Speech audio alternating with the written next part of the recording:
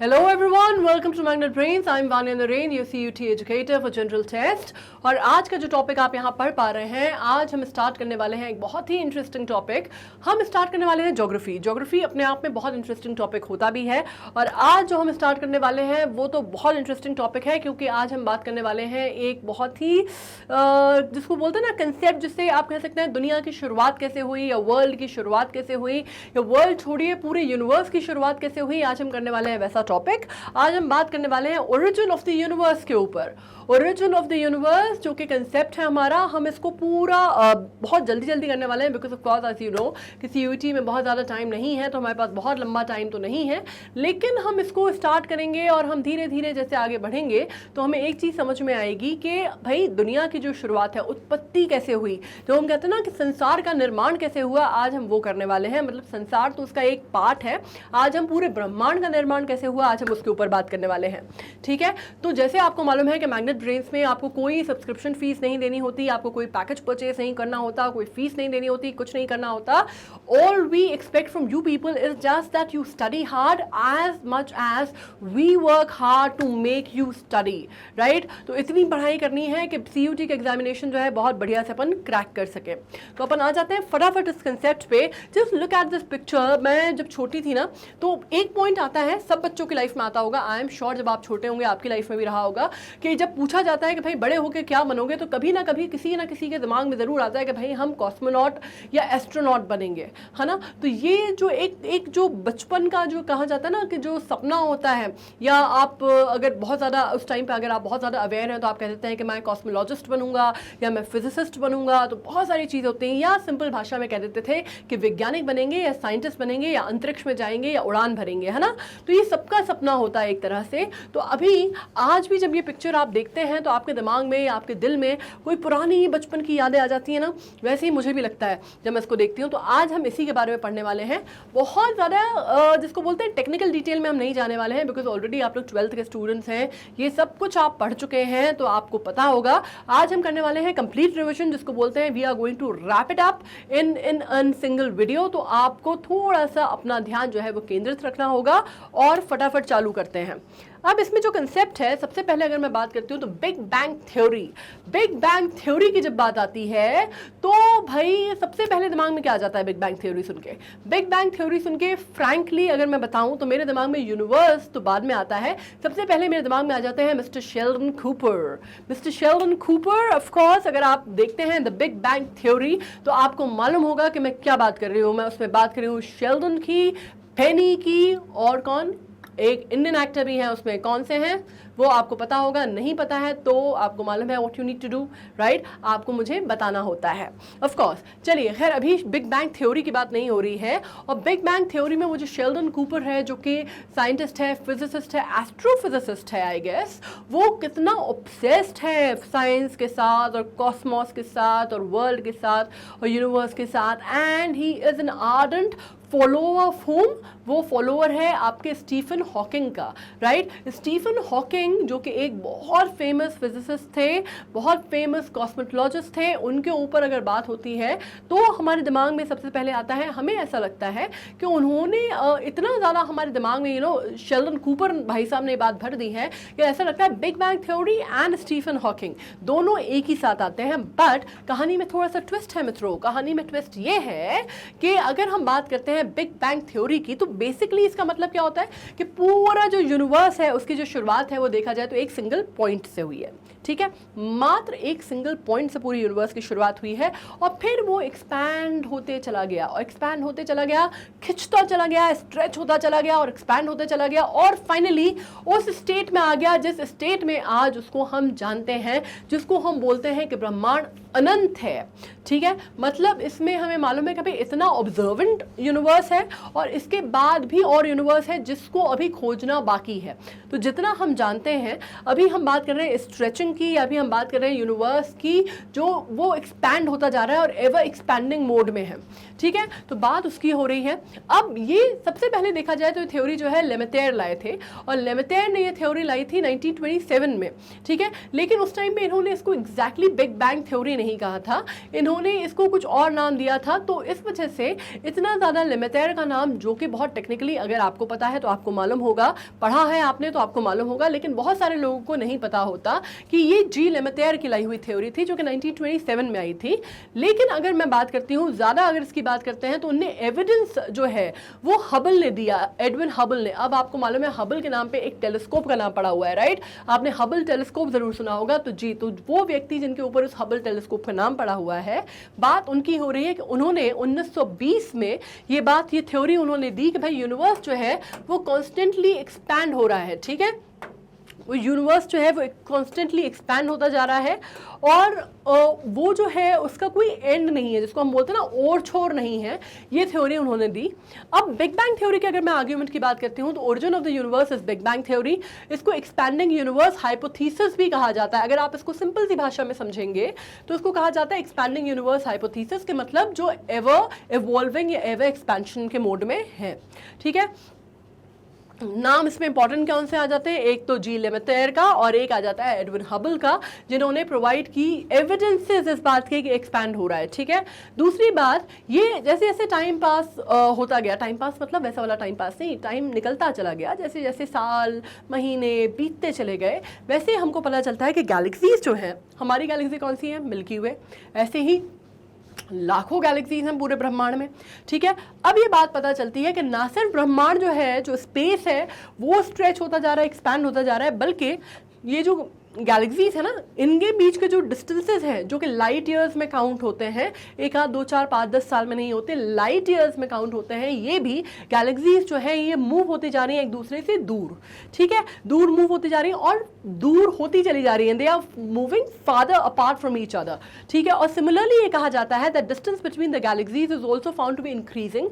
तो इससे क्या हो रहा है, फादर होती जा रही है, फादर होती जा रही है, तो obviously what do you mean कि इनके बीच का जो गैप है वो भी बढ़ता जा रहा है, इंक्रीज होता जा रहा है, ठीक है, इंक्रीज होता जा रहा है। और यूनिवर्स को आप कह सकते हैं कि इसी कारण यूनिवर्स भी जो है वो एक्सपैंड होता जा रहा है। अब इस कारण यूनिवर्स एक्सपैंड हो रहा है, ये यूनिवर्स एक्सपैंड हो रहा है, इस कारण ये एक दूसरे से दूर जा रही है, इसके ऊपर कोई भी हाइपोथेसिस अभी तक नहीं आई है, बट द फैक्ट रिमेन्स कि दोनों, ये जो दोनों फिनोमिनन है ये साइमल्टेनियसली अकर कर रहे हैं, ठीक है। अब इसमें कहा जाता है, साइंटिस्ट बिलीव करते हैं कि दो the space between the galaxies is increasing. अब इसमें एक हाइपोथेसिस ये भी है कि कुछ साइंटिस्ट हैं वो ये बिलीव करते हैं कि ये तो मान लिया कि गैलेक्सीज के बीच की जो स्पेस है वो बढ़ती जा रही है, ये हमने मान लिया, लेकिन इससे ये प्रूफ नहीं होता, ये ऑब्जर्वेंटली प्रूफ नहीं होता कि इससे यूनिवर्स जो है वो एक्सपैंड होता जा रहा है। ये थ्योरी समझ में नहीं आ रही है, या इसका कोई क्लियर कट एविडेंस जो है वो सामने नहीं आया है। ये एक और हाइपोथेसिस है जो एक और ग्रुप ऑफ साइंटिस्ट ने दी है, ठीक है। अब बिग बैंग थ्योरी कंसिडर करती है following stages in the development of the universe. अब वो कौन से स्टेजेस की बात कर रही है, हम वो बात कर लेते हैं।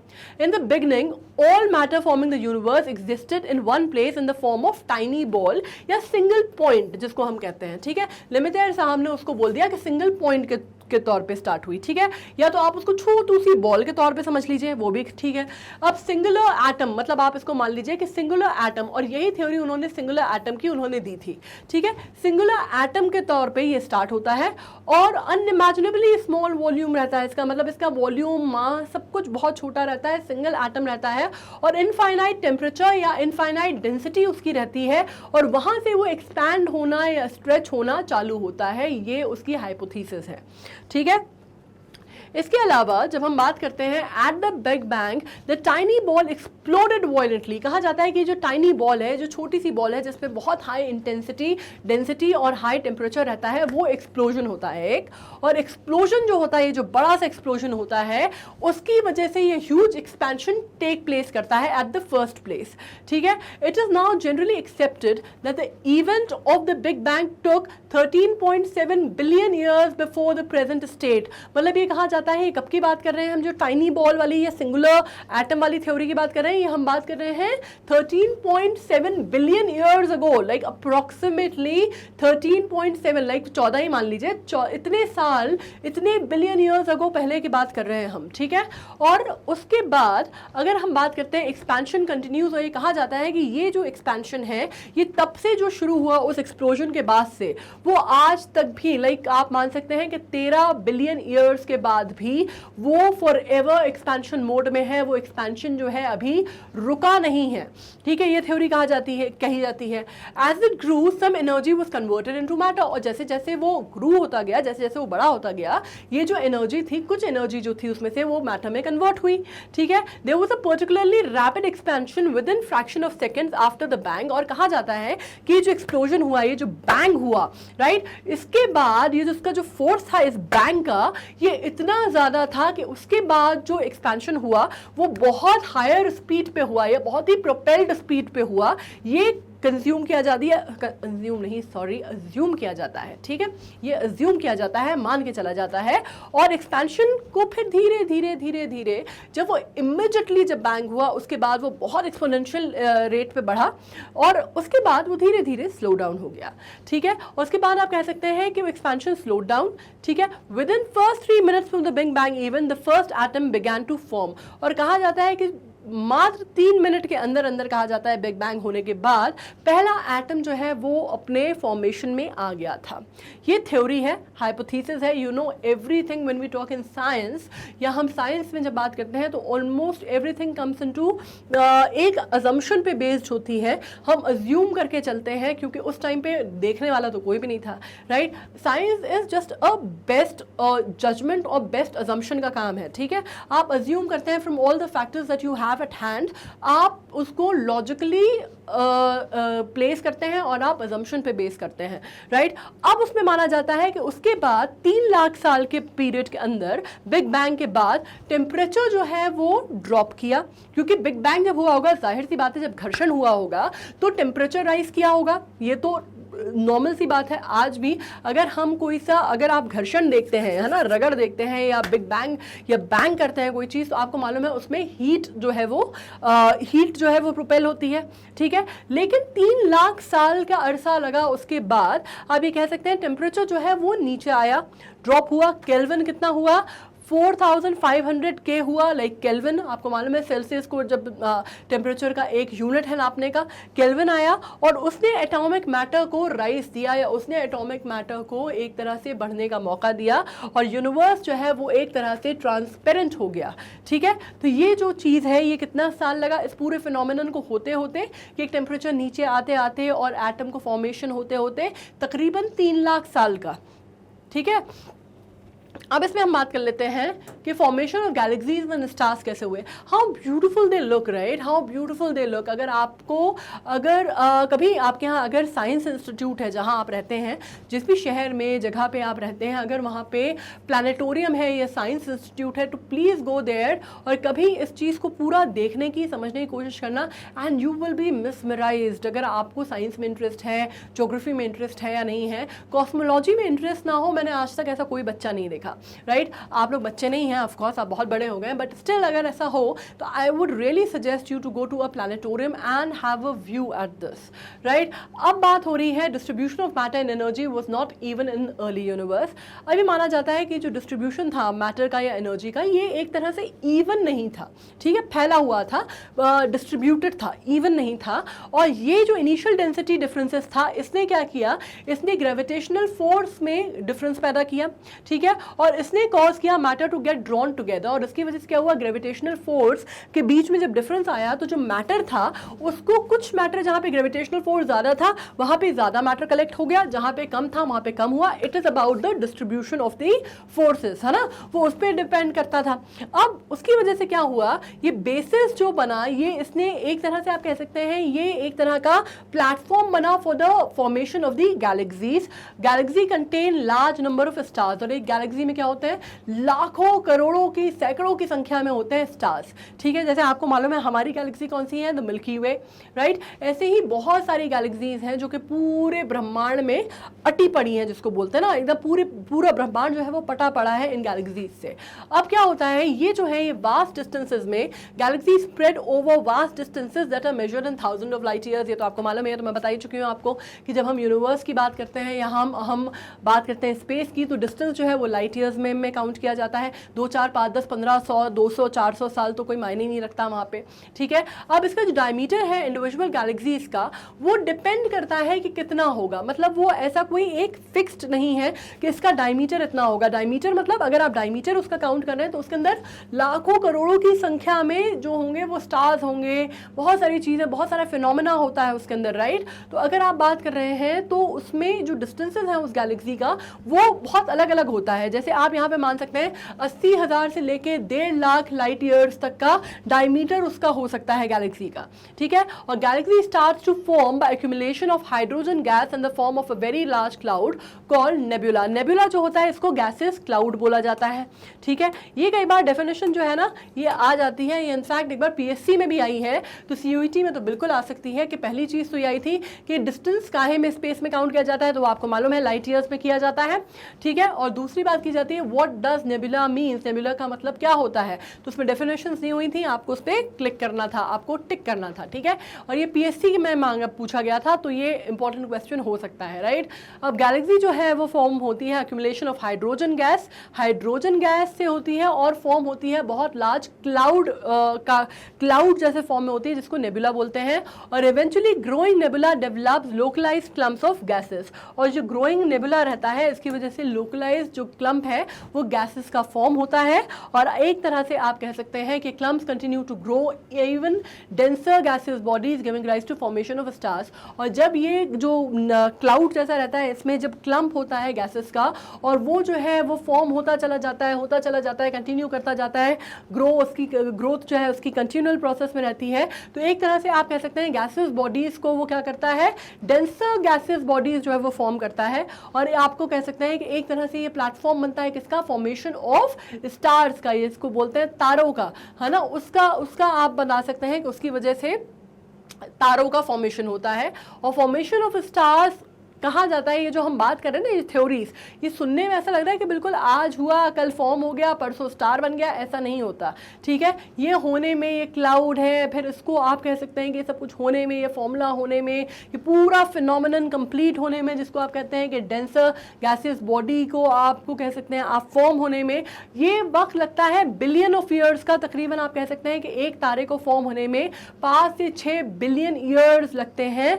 और जैसा आपको मालूम है कि तारों की अपनी एक एज होती है, ठीक है। उसके बाद आप कहते हैं ना आपने सुना है कि बड़े बुजुर्ग कई बार कहते हैं कि वो टूटता तारा देखो, वो गया टूटता तारा, नीचे गया और हमने उसको देख के विश मांगी।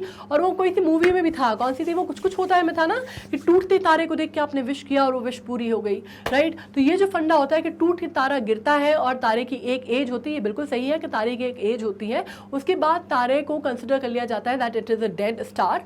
लेकिन आपको मालूम है, आपको ये भी सुन के हैरानी होगी कि ऐसा नहीं है कि वो तारा अभी मरा है, ठीक है। कई बार कहा जाता है कि क्योंकि वो लाइट ईयर्स हमसे दूर है, तो उसमें एक थ्योरी ये भी आई थी कि हो सकता है वो कई लाखों साल या हजारों साल पहले खत्म हो चुका हो और हमें बहुत बाद में उस चीज का आभास या उस चीज का नॉलेज हुआ हो, right. So it is a very when we talk about space, nothing is very quick, कोई भी चीज बहुत क्विक नहीं है, क्विक सक्सेशन में नहीं है, बहुत सारी चीजें जो है वो धीरे धीरे होती हैं। और हमें लगता है कि हम जैसे उसको पढ़ रहे हैं तो हम पूरे कई, अभी जो आपको मालूम है जितना अभी हमने पढ़ा है, कम से कम हमने कई सारे साल, बिलियन ऑफ ईयर्स का इतिहास जो है हमने मात्र कुछ मिनटों में पढ़ लिया है, राइट। तो ये फिनोमेनन इतने फास्ट नहीं होते जितनी फास्ट हम इनको पढ़ते हैं। अब फॉर्मेशन ऑफ प्लैनेट समझ लेते हैं। प्लैनेट तो आप जानते हैं, प्लैनेट हम छोटे थे तो हमें मालूम था कि भाई 9 प्लैनेट हुआ करते थे, अब वो आ गए हैं कि 8 प्लैनेट हो गए हैं। वैसे एक और प्लैनेट जो है अभी खोजा गया है, उसके ऊपर काफ़ी सारी बात होती है, लेकिन मोटे तौर पे कहा जाता है कि 8 प्लैनेट है। वो 9वां जो है बेचारा प्लूटो, उससे उसका जो अधिकार है प्लैनेट कहलाने का वो छीन लिया गया है। तो अब जो है मात्र बचते हैं 8 प्लैनेट। और इसको कहा जाता है कि स्टेज डेवलपमेंट क्या होती है प्लैनेट की, आप ये समझिए। स्टार जो होते हैं वो लोकलाइज लम्प्स होते हैं गैसेस के नेबुला के अंदर, ठीक है, ये हम समझ गए। उसके बाद बाद ये होता है जिनमें gravitational force within the lumps lead to the formation of the core to the gas cloud and huge rotating disc of gas and dust develop around the gas core. तो क्या होता है, गैस कोर होती है और उसके आसपास gravitational force की वजह से आप कह सकते हैं कि डस्ट जो है, डस्ट हो गई, या फिर आप कह सकते हैं कि within the lumps lead to the formation of the core. एक कोर हो गया, ग्रेविटेशनल फोर्स की वजह से एक कोर बना, एक कोर बना, उसके आसपास क्या हुआ, उसके आसपास एक रोटेटिंग सी डिस्क है, ठीक है, उसके आसपास एक रोटेटिंग सी डिस्क है। इस रोटेटिंग सी डिस्क काहे की है, ये रोटेटिंग डिस्क जो है ये गैस और डस्ट की बनी हुई है, ठीक है। तो इसकी वजह से क्या हुआ, ये कहाँ पे है, ये इस कोर के आसपास है, ठीक है। अब क्या होता है, नेक्स्ट स्टेज में क्या हुआ, गैस क्लाउड जो है वो started it starts to get condensed and the matter around the core develops into smaller rounded object. अब ये जो गैस है यहाँ पे दिख नहीं रहा अब ये, लेकिन ये जो है ये कंडेंस होने लगती है और स्मॉलर ऑब्जेक्ट्स में तब्दील होने लगती है। और ये स्मॉल राउंडेड ऑब्जेक्ट जो है ये क्या करते हैं, process of cohesion develop into what is called, ये जो है प्लैनेटिसिमल्स। प्लैनेटिसिमल्स की एक थ्योरी है, हाइपोथेसिस है, जो कि शैम्बल मोल्टन का दिया हुआ है, ठीक है। शैम्बल मोल्टन का दिया हुआ ये कंसेप्ट है और इसमें अगर आप बात करते हैं तो उसमें क्या होता है, बेसिकली इसका एक हाइपोथेसिस है जो उन्होंने दिया था और इसमें कहा जाता है कि लार्जर बॉडीज जो है वो कोलिजन से फॉर्म होती हैं and gravitational attraction causes the material to stick together. Collision हुआ, उसके बाद जो ग्रेविटेशनल फोर्स है उसके बाद क्या होता है, मटेरियल जो है, जो भी मैटर है वो आसपास साथ में आने लगता है, एक साथ क्लोज आने लगता है, स्टिक होने लगता है साथ में। और अगर आप बात करते हैं तो ये planetesimal are the larger number of smaller bodies. और बेसिकली क्या होती है, ये जो प्लैनेटिसिमल्स हैं ये लार्जर नंबर्स हैं स्मॉल बॉडीज का, छोटी छोटी बॉडीज हैं जो साथ में आने लगती हैं, ठीक है। इसमें अगर आप बात करते हैं इसकी फाइनल स्टेज में, तो ये large number of small planet जो प्लैनेटिसिमल्स हैं ये क्या करते हैं, ये एक्सरेट करते हैं और ये फॉर्म करते हैं एक बड़ा यूनिट या एक बड़ा प्लैनेट, ठीक है। लार्जर बॉडीज करते हैं जिसको आप प्लैनेट के तौर पे समझते हैं। ऑलराइट, अब मैंने जब आपसे कहा था कि इसमें जो कंसेप्ट है ये मोल्टन की थ्योरी है, इसको याद रखिएगा, शैम्बल एंड मोल्टन की। और इसके बाद आप बात करते हैं शैम्बर मोल्टन की एक्चुअली। और सोलर सिस्टम, आपको मालूम है कि हमारा सोलर सिस्टम या हमारा सौर मंडल जिसको हम जानते हैं, अगर हम उसकी बात करते हैं तो उसमें अब 8 प्लैनेट बचे हैं, 8 प्लैनेट बचे हैं। हालांकि हमारे टाइम पे तो प्लूटो भी हुआ करता था जैसे मैंने कहा, लेकिन अभी एक और प्लैनेट आ गया है, मैं उसके बारे में आपको बताऊं, यहाँ पे मैं लिखती हूँ। ये जो है AB नाम है इस प्लैनेट का, AB ऑरिगे करके इसका प्लैनेट का नाम है, ऑरिगे बी, AB ऑरिगे बी करके इस प्लैनेट का नाम है। ये अभी 2020 में मेरे ख्याल से नासा ने इसको फाइंड आउट किया है और नासा का ये कहना है ऑरिगे बी, सॉरी ओके, ऑरिगे स्पेलिंग जो है ऑरिगे बी, ठीक है। और नासा का कहना है कि अगर आप इसकी बात करते हैं तो इसका जो डिस्टेंस है तकरीबन, ये प्लूटो तो बहुत फार हुआ करता था सन से, और आप इसको कह सकते हैं कि ये तकरीबन इट इज 8.6 माइल्स, ठीक है, 8.6 billion miles. Of course when I am talking about it 8.6 billion miles, जिसको कहा जाता है फार फ्रॉम सन माना जाता है, इसको माना जा रहा है अभी इसको, ठीक है। तो इसके बारे में बहुत ज़्यादा तो अभी नहीं पता है, फार फ्रॉम सन। और इसकी अगर आप बात करते हैं तो 9 टाइम इसकी मास डेंसिटी जो है 9 टाइम्स इसकी मास डेंसिटी हायर मानी जा रही है जुपिटर से। Density is higher to Jupiter, और जुपिटर आपको मालूम है कि सोलर प्लैनेट का, सोलर सिस्टम का जुपिटर सबसे बड़ा आपको मालूम है कि प्लैनेट है।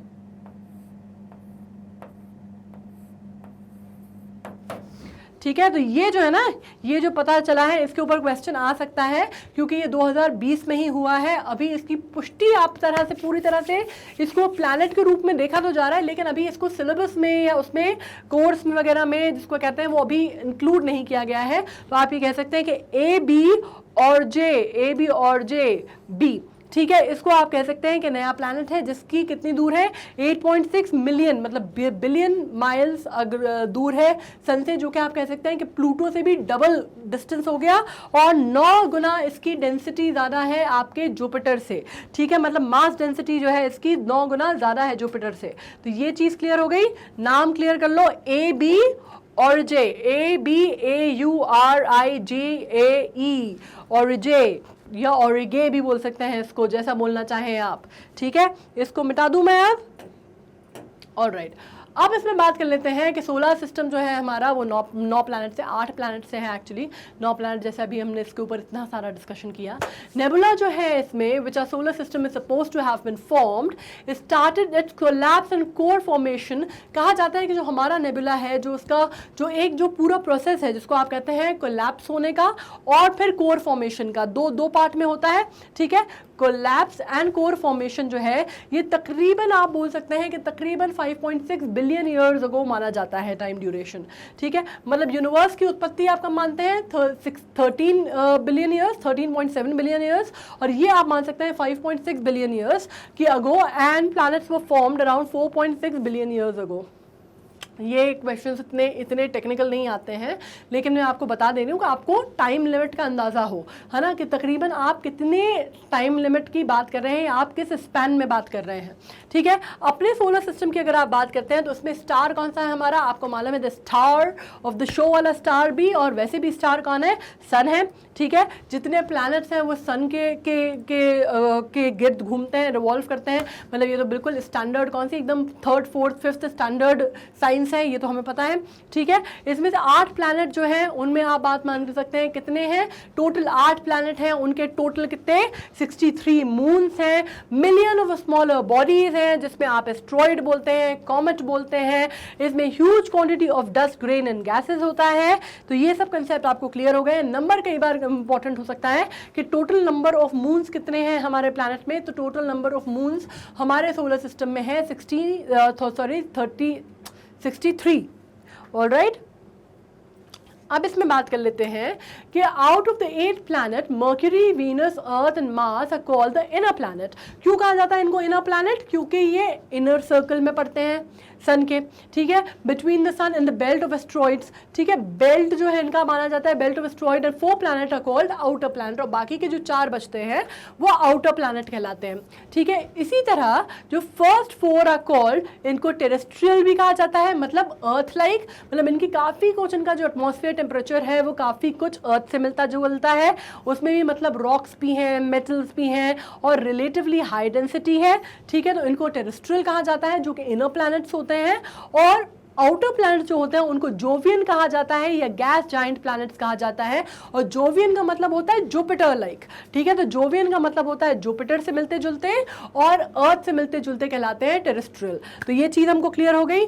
अब इसमें अपन इनकी डिटेल पढ़ लेते हैं कि ज़्यादातर जो है most of them are much larger than the terrestrial planet. अब ये जोवियन प्लैनेट्स की बात हो रही है, ठीक है। इनकी जो साइज है और इनकी जो आप बात कर सकते हैं कि इनका जो मास है वो टेरेस्ट्रियल प्लैनेट से ज़्यादा होता है, ठीक है, और इनका थिक एटमॉस्फेयर होता है जिसमें ज़्यादातर हीलियम और हाइड्रोजन होता है, ठीक है। ये बात हो रही है जोवियन प्लैनेट्स की।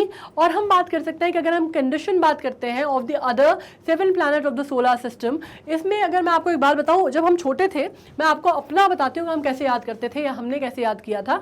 आप भी इस थ्योरी से अगर याद करेंगे तो आपको बढ़िया से याद होंगे कि मुझे, जब मैं यहाँ पे लिख देती हूँ आपको तो आपको ज़्यादा अच्छे से याद होगा, माई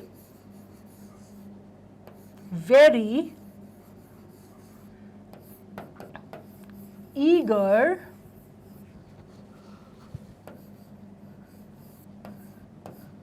mother just served us 9 pizzas. ये हमारा याद करने का तरीका हुआ करता था। अब आपके उसमें क्यों की चीज़ें थोड़ी सी बदल गई हैं, तो आप इसको कुछ और कर सकते हैं। ये इसको अगर मैं याद करूं तो कैसे होगा बताऊं मैं आपको।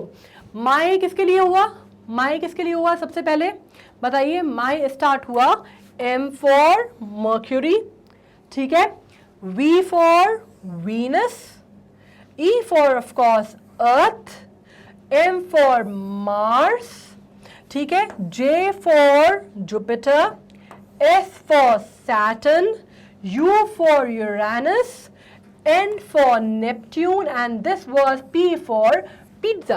अब आप ये कर सकते हैं कि आपके टाइम पे पिज्ज़ा तो चला गया है पिक्चर में से, ठीक है, आपके टाइम पे तो पिज्ज़ा जो है वो गायब हो चुका है, प्लूटो जो है वो गायब हो चुका है। तो अब आप इसको क्या कर सकते हैं, यहाँ पे आप चाहें तो आप इसको 9 पिज्ज़ास की जगह आप कह सकते हैं सर्व्ड अस नूडल्स कर दीजिए, ठीक है, नूडल्स कर दीजिए, या कोई और चीज़ आपको पसंद हो एन से तो वो भी कर सकते हैं, सर्व्ड अस नाचोस कर दीजिए, नाचोस कर देंगे तो भी वही वाली बात है, तो यहाँ पे सिर्फ नेपच्यून आ जाएगा, ठीक है, सर्व्ड अस नाचोस, ठीक है। तो ये अगर इस तरह से याद करोगे तो बहुत बढ़िया सा याद हो जाएगा, और इसको आप क्या कह सकते हैं, my very eager mother just served us nachos, ठीक है। मतलब आपने कितने सारे प्लैनेट याद कर लिए, 8 आपने याद कर लिए, और सिंपल सी ट्रिक है उसको याद करने की, my stands for Mercury, then V stands for Venus, E stands for Earth, M stands for Mars, J stands for Jupiter, Saturn, Uranus and Neptune. और आपको एक और चीज़ मैं बता दूं कि इसमें से बड़ा सिंपल सा है कि ये जो है नीचे के वो जोवियन है, ऊपर के जो हैं वो क्या से हैं, टेरेस्ट्रियल है।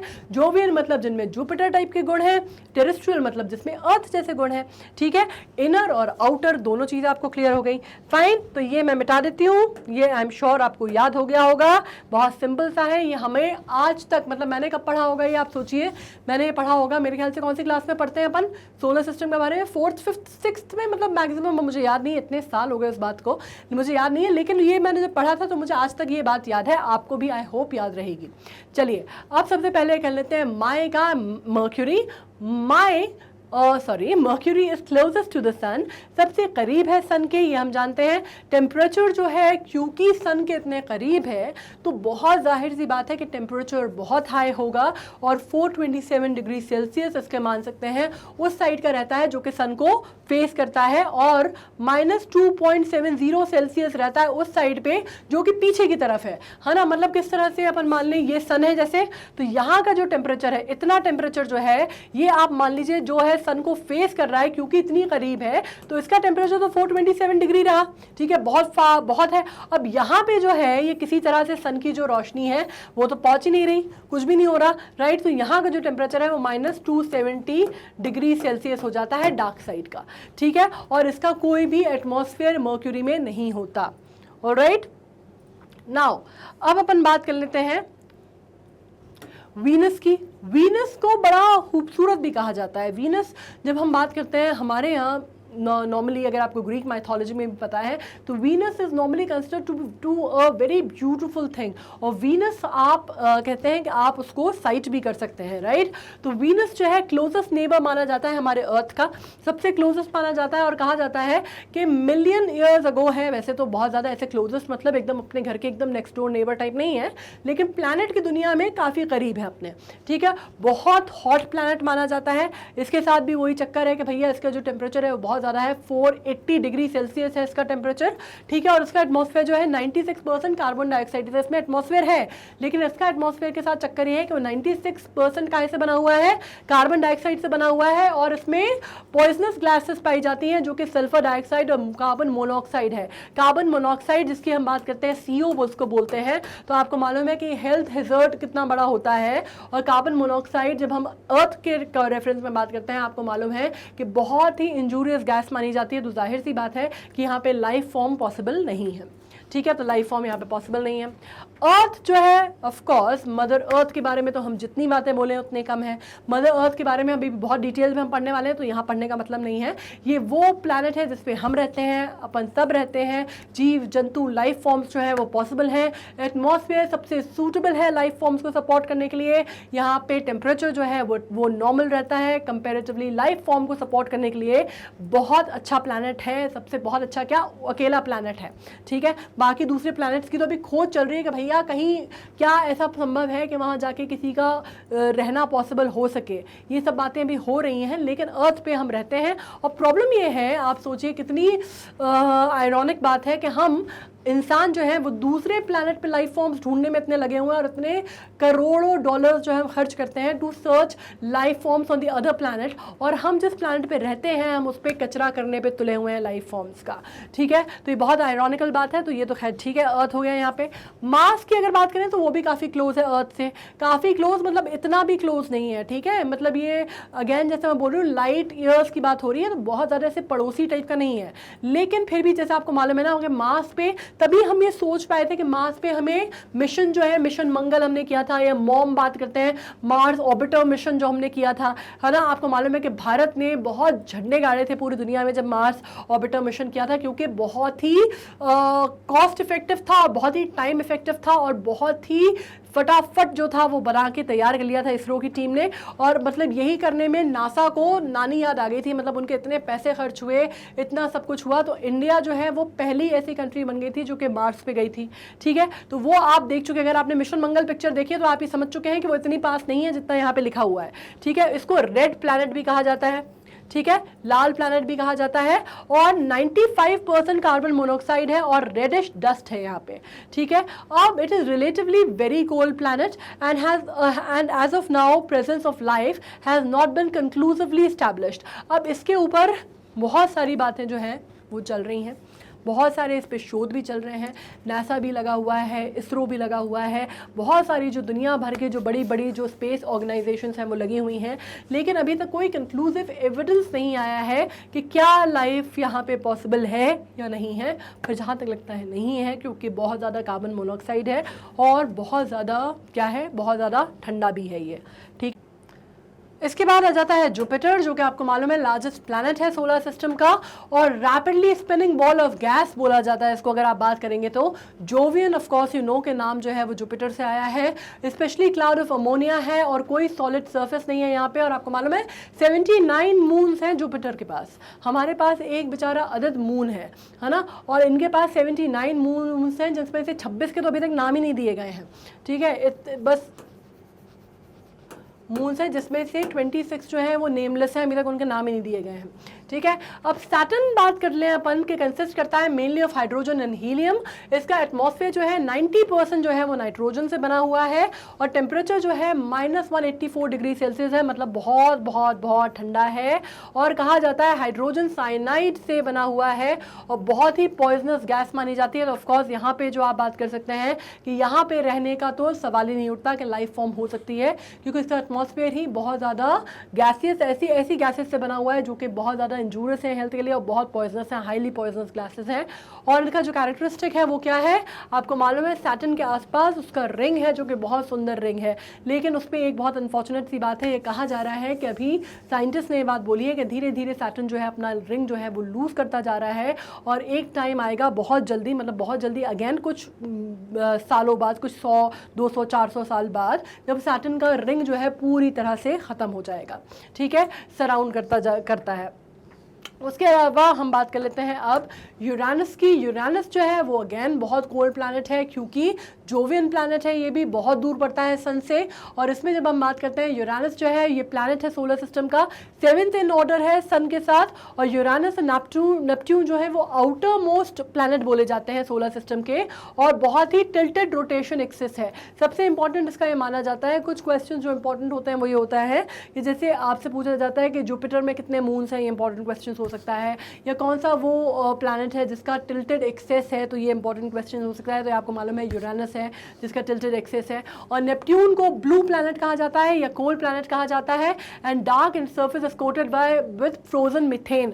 फ्रोजन मीथेन से इसका जो आप कह सकते हैं, ये भी पूछा जाता है कि फ्रोजन मीथेन से कौन सा प्लैनेट कवर्ड है, तो आपको मालूम होना चाहिए Neptune, and Neptune is known as blue planet. और अगर आप ये बात करते हैं तो देखिए यहाँ पे अगर ये नेपट्यून अगर आप देख रहे हैं तो इसमें अगर आप देखते हैं तो उसकी जो कोर है वो ये है, रॉक और आइस की बनी हुई है। ठीक है, उसका जो मेंटल है ये हमारे अर्थ में भी होता है। ठीक है, आपको मालूम है कोर, मेंटल ये सब अर्थ में भी होती हैं, तो हम इसकी बात कर रहे हैं। ये जो इसका मेंटल है ये वाटर, अमोनिया और मीथेन और आइस से बना हुआ है। इसके बाद जब एटमॉस्फेयर की बात करते हैं तो एटमॉस्फेयर जो है इसका मेजरली वो हाइड्रोजन, हीलियम, मीथेन गैस से बना हुआ है, और अपर एटमॉस्फेयर जो है वो क्लाउड टॉप से बना हुआ है। ठीक है, तो अगेन लाइफ फॉर्म यहाँ पे ऑलमोस्ट, मतलब इट्स काइंड ऑफ इम्पॉसिबल कि यहाँ पे लाइफ फॉर्म हो। ठीक है, ये समझ में आ गया। अब आ जाते हैं अपन अपनी अर्थ के ऊपर। अब अपन आते हैं फाइनली मदर अर्थ के ऊपर और बात करने वाले हैं उस प्लैनेट की जिसमें लाइफ फॉर्म्स को ना सिर्फ सस्टेन किया है, जिस पे पूरी दुनिया में लाइफ फॉर्म्स होते हैं, पूरे यूनिवर्स में, ब्रह्मांड में ये लाइफ फॉर्म्स पॉसिबल हैं, और इसका एटमॉस्फेयर और जिसका जो पूरा का पूरा आप कह सकते हैं कि ऑक्सीजन का होना, पानी का होना, एयर का होना, लैंड वगैरह जो भी उसकी चीज़ें हैं, फिनोमिनन्स हैं, वो सारे के सारे लाइफ को सपोर्ट करने के लायक हैं। लेकिन शुरुआत से ऐसी कहानी नहीं थी बॉस। शुरुआत में चीज़ें बहुत डिफरेंट थी। Over the billion of years of evolution हुआ है अर्थ का, जिसमें चीज़ें बदली हैं। ठीक है, तो ऐसा नहीं है कि शुरू से पहले दिन से ही अर्थ बना और अर्थ में लाइफ फॉर्म जो है वो पॉसिबल है, ऐसा बिल्कुल नहीं था। ओरिजिन ऑफ अर्थ हमें समझना पड़ेगा। उसके लिए रॉकी बॉल मानी जाती है जिसने हमारे वर्ल्ड को बनाया, ऑफ द 9 प्लैनेट्स। 9 प्लैनेट्स मतलब 8 लिख देती हूँ मैं यहाँ पे, वैसे वो बेचारा वो ए भी तो है अपना, चलो 9 ही चलने देते हैं। ठीक है, इसमें बात करते हैं अर्थ जो है वो स्फीयर है। आपको मालूम है पूरी तरह गोल नहीं है अर्थ, है ना। सबसे बड़ी बात जो है वो स्फेरिकल है अर्थ। ठीक है, और इसमें जब आप बात करते हैं उसमें थोड़ा सा बल्ज है in the middle of the equator. अब इक्वेटर क्या है? इक्वेटर आपको मालूम है एक इमेजिनरी लाइन जो कि अर्थ को 2 हिस्सों में डिवाइड करती है और 0 डिग्री पे करती है। ठीक है, तो ये हो गया इक्वेटर। फिर 2 आपको मालूम है ट्रॉपिक ऑफ कैप्रिकॉर्न और ट्रॉपिक ऑफ कैंसर होता है, ऐसा।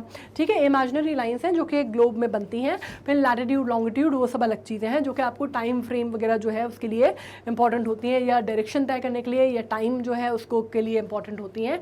ठीक है, एग्जैक्टली मतलब आपको अगर कोई लोकेशन अगर फाइंड आउट करनी है, आपको डायरेक्शन फाइंड आउट करना है, आपको टाइम फाइंड आउट करना है, तो आपको latitude, longitude, equator, Tropic of Cancer, Tropic of Capricorn ये समझना इंपॉर्टेंट होता है। ठीक है, अब अपन बात कर लेते हैं डायमीटर कितना माना जाता है। डायमीटर भैया इसका माना जाता है तकरीबन 12,756 किलोमीटर्स का, और इसको कहा जाता है स्पीड क्या है इसकी, हर्टल इसकी स्पीड क्या है इसकी, आप मान सकते हैं 65,000 mph की स्पीड है ना।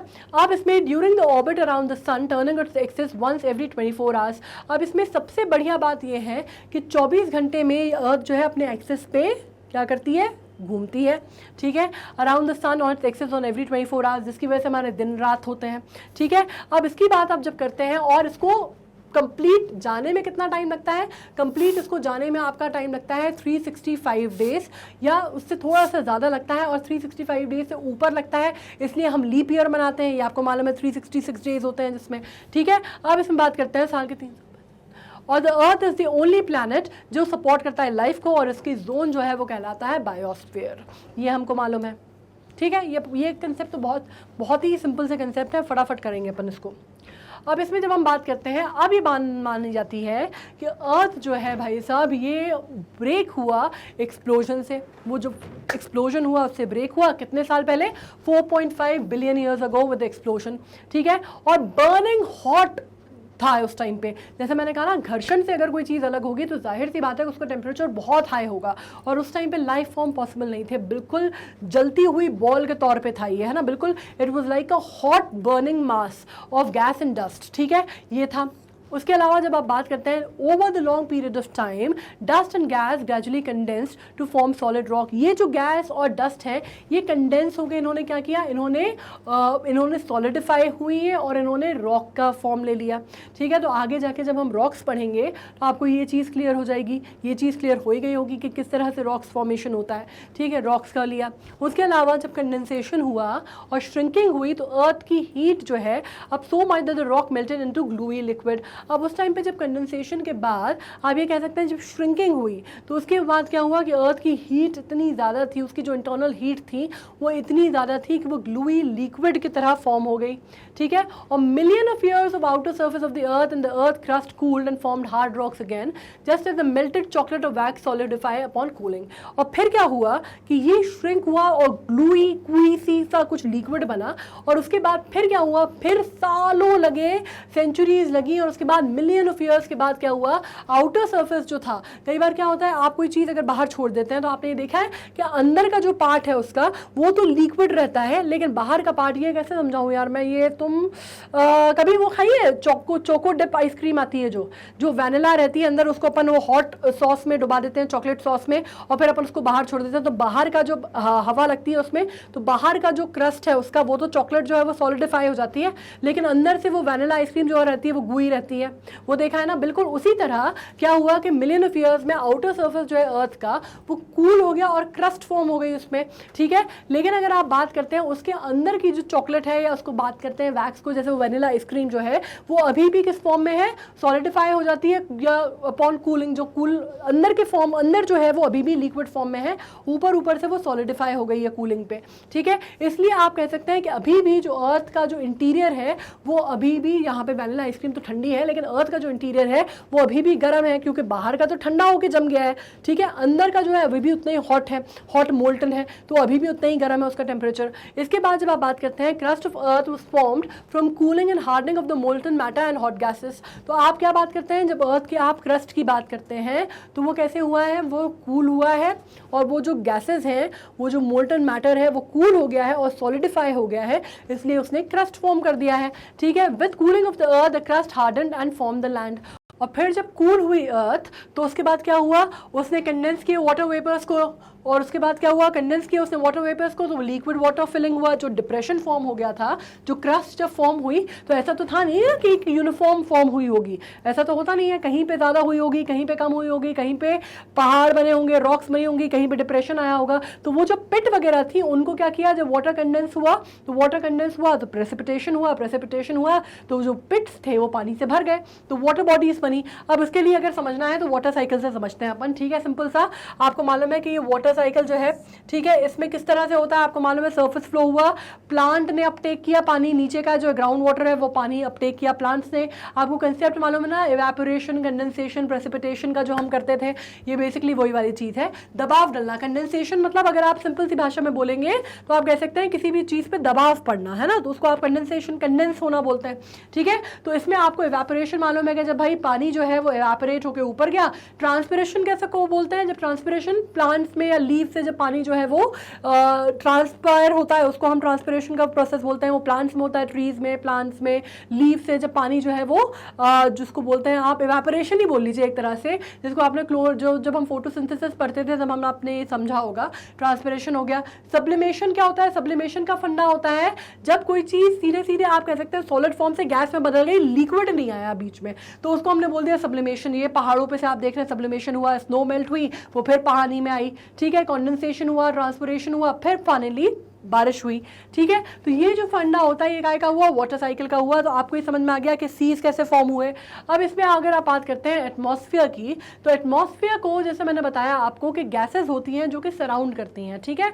अब अलग अलग हमने चीज़ें पढ़ी, किसी में हमने पढ़ा कि भाई मीथेन जो था फ्रोजन मीथेन था, किसी में हमने पढ़ा कि मोनोऑक्साइड था, कार्बन मोनोऑक्साइड था, ज़्यादातर में हमने पढ़ा नाइट्रोजन था, किसी में हमने पढ़ा और सल्फर था, ठीक है, सल्फर डाइऑक्साइड था। तो इस तरह से अर्थ पे जब हम बात करते हैं एटमॉस्फेयर की, तो हमारी अगर आप बात करेंगे तो atmosphere is the layer of gas surrounding the earth that is some 700 kilometres के अगर आसपास बोल सकते हैं आप, 400 माइल तक का जो एरिया होता है थिक, उतना जो उसका फॉर्मेशन होता है उसको हम बोलेंगे, ठीक है। It is made up of nitrogen, मतलब आपको मालूम है जब हमारे सर्फेस की बात होती है तो 78% हमारे यहाँ नाइट्रोजन है और 21% ऑक्सीजन है। और बिकॉज ये 21% जो ऑक्सीजन है इसकी वजह से लाइफ फॉर्म जो है ये सपोर्ट कर पाता है, ठीक है। तो 78% नाइट्रोजन, 21% ऑक्सीजन, और बाकी जो है जो थोड़ा बहुत रह जाता है 1-2% वो फिर बाकी सारी गैसेस हैं, ठीक है। इसमें अगर आप बात करते हैं तो बाकी सारी भी हैं, tiny droplet of water vapours from the clouds we see, ठीक है। अब इसमें आपको लेयरिंग की अगर मैं बात करती हूँ तो एटमॉस्फेयर की लेयर आप ये समझने की कोशिश कीजिए कि कैसा होता है, ठीक है।